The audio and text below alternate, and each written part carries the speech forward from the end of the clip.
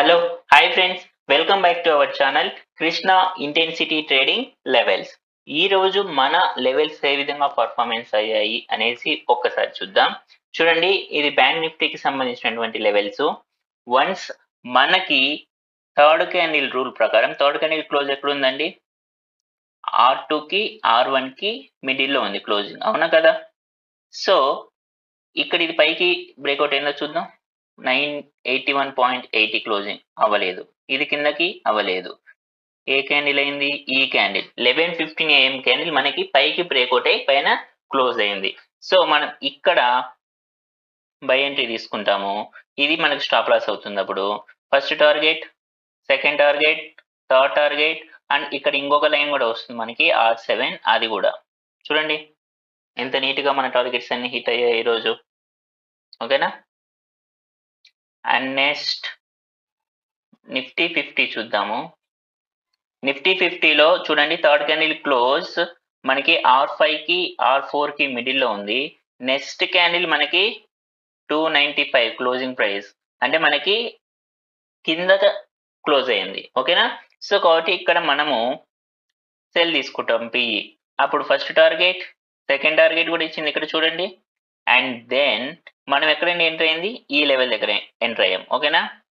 అప్పుడు ఇది మన స్టాప్ లాస్ అవుతుంది. వన్స్ మళ్ళీ ఇక్కడ దీనిపైన మనకి క్లోజ్ అయితే ఇక్కడ మళ్ళీ రివర్స్ కూడా మనం చేసుకోవచ్చు. అది వాళ్ళ ఓన్ గా ఉంటుంది అనమాట. అంటే వాళ్ళ ఎవరి ఇష్టం వాళ్ళది.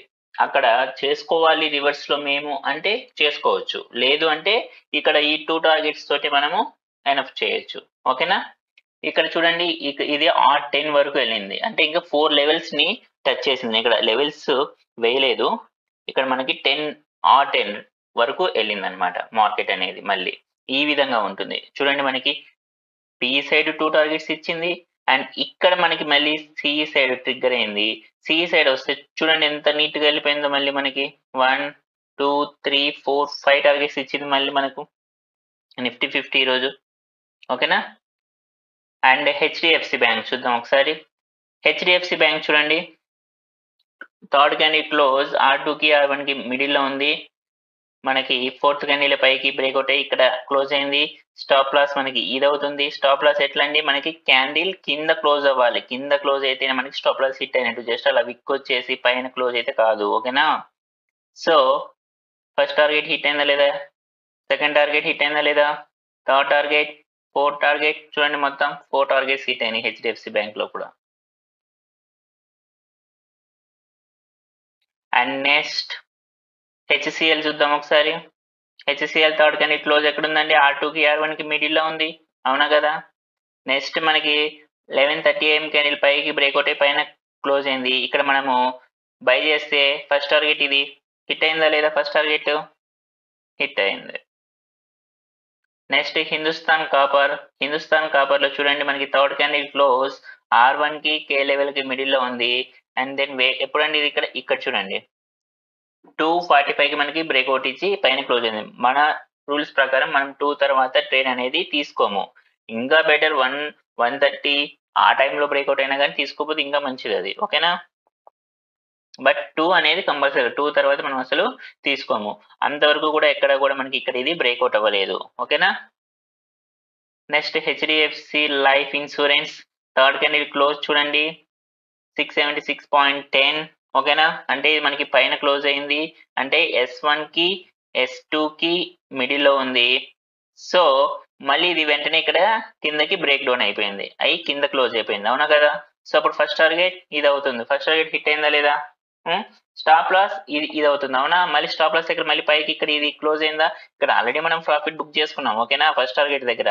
అండ్ మళ్ళీ రివర్స్ వెళ్ళింది, ఇక్కడ మళ్ళీ సి సైడ్ ఇక్కడ ట్రిగ్గర్ అయింది. ఓకేనా?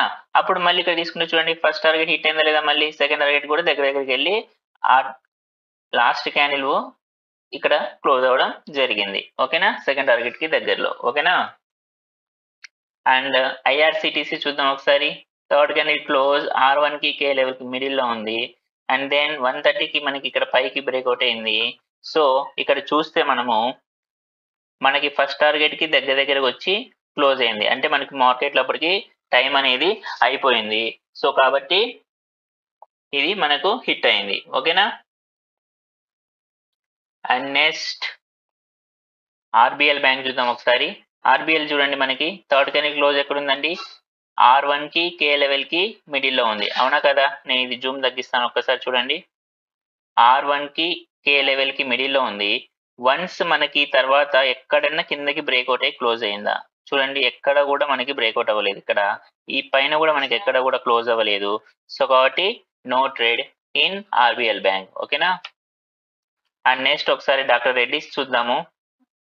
డాక్టర్ రెడ్డిస్ చూడండి, మనకి థర్డ్ క్యాండిల్ క్లోజ్ R1 కి K లెవెల్ కి మిడిల్లో ఉంది.